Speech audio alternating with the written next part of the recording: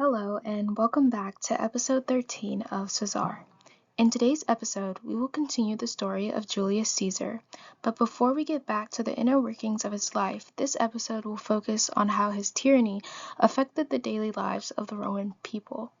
So, I was thinking about the best way to tackle this episode because I could just talk about how everyone in general, like as a whole, was affected by his rule, but since class seems to determine the treatment people receive during this time, I think I'll just go class by class, starting at the bottom. Okay, so at the very bottom of Roman society were the slaves. How were their lives impacted under Caesar's reign?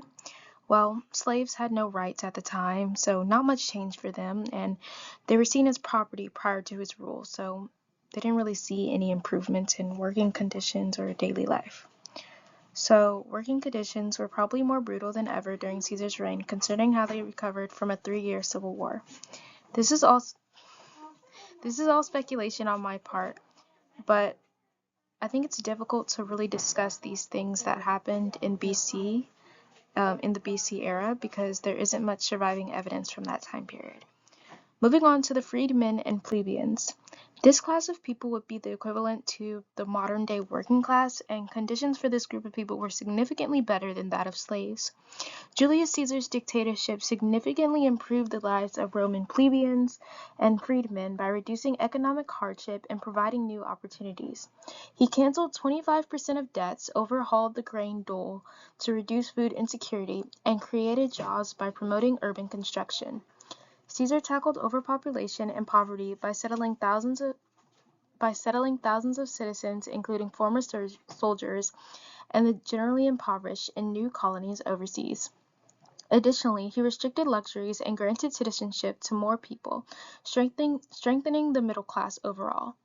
These populist or for the people style reforms aim to inspire the masses and reshape the social hierarchy, often at the expense of the elite. So we're kind of seeing something different in Caesar's form of government, where he's not really pandering as much to the elite and he's more doing it like for the people. And I think I might talk about this later, but I wouldn't say that what Caesar's doing is super close to our democracy, because there's a lot of things that Caesar does that's just really cruel and would not be accepted in today's society. But I'm gonna get back into like the political parties in like literally a couple seconds. So we're gonna talk about how it's not exactly like our democracy. Okay, so finally, we're going to talk about the Roman elite. Not like finally in the episode, but like finally, we're finally here. But Julius Caesar's rule impacted the Roman elite by eroding their political power and status. As a populist dictator, Caesar disregarded traditional republican institutions, often vetoing the Senate to pass legislation.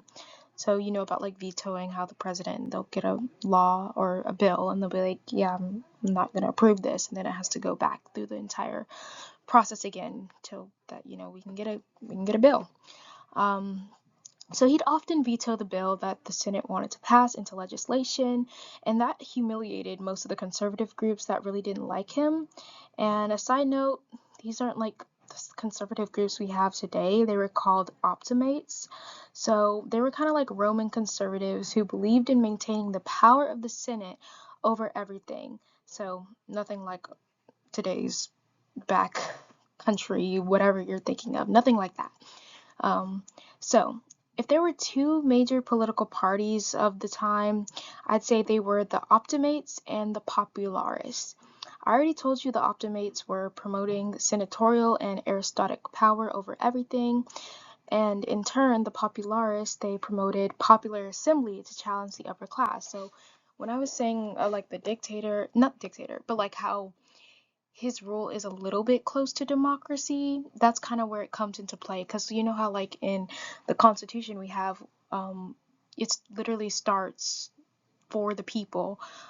So populist, they believe that through popular assembly and voting and electing people into power, they can, make a better society. But his wasn't exactly aligned with that 1,000%. And by his, I mean Caesar's like belief system, because as a populist and a aspiring leader, he saw himself as the sole person who could bring like prosperity to the public, through like just being popular, basically. Okay, so where were we? Yeah, during his rule, Caesar lessened the prestige of the old nobility by expanding the Senate from 600 to 900 members, filling senatorial positions with his own supporters. So he's basically just saying, for a long time, your family name is what kept you into power. Like, remember Caesar, he did not grow up into a very rich family.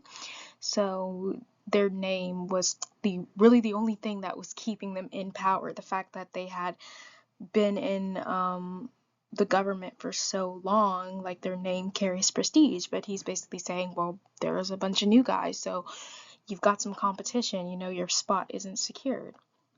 Okay, so eventually he kind of went a little bit off the rails, and his autocratic or dictator for life status that he gave himself created a government system where elite influence was subservient to his ultimate authority.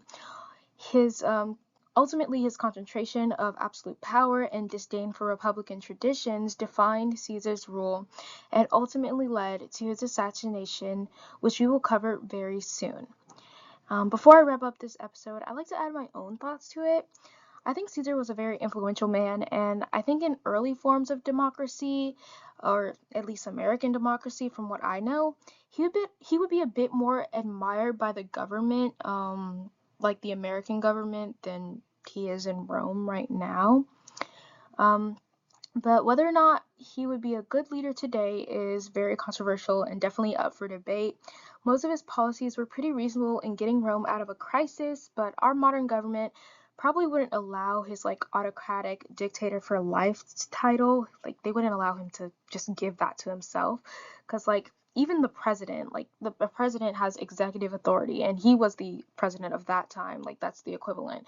But even the president abides by the checks and balance system. So I feel like that's kind of the thing that's missing for making him like, that's pushing him into dictatorship over democracy.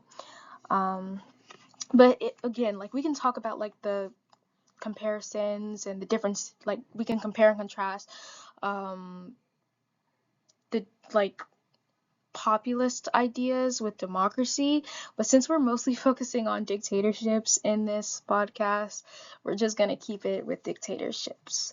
So I really don't want this discussion about Julius Caesar to sound like he was just like the best dictator ever and everybody praise him, because people had reason to be like scared of this man. It was just not the case that he was like the best leader. The government almost seems like the entire problem in most of his story. Like they were plotting against him. They really didn't want him in power. They wanted him vulnerable ever since he like was rising in the military ranks. But their senatorial system was actually working to some extent before Caesar took over. I mean, it left lower classes disadvantaged, but they were already struggling, and we still deal with class disparities in our society today that we haven't perfectly worked out. So, of course, it's expected that they're also going to have flaws in their government. But, I think the government, as well as his adversaries, they had a good reason to fear him. His military campaigns were brutal. He is responsible for the death of over 1 million Gauls and the enslavement of another million Gauls during the Gallic Wars. But, like Caesar, he just didn't really strike me as someone who was ever willing to back down when told no, and he wasn't that kind of person. So I think, if I was in government, like just imagine you're setting all the laws, you're like, okay, this two-person system we have where there's two people we elect, and those people, they're going to make all the laws. Well, they're not going to make the laws. The Senate makes the laws. Our Congress makes the laws modern day. But like we're going to have two people who like discuss it and be like, enforce it to the people. But if there's one person who just comes in and says, I'm just going to do all of that. We don't need a Senate, we don't need Congress, I'm going to take over the entire government, then yeah, you would be a little concerned. And honestly, I think when I was doing my research, I was like, okay, well, at first I thought the government was the problem too. At first I did.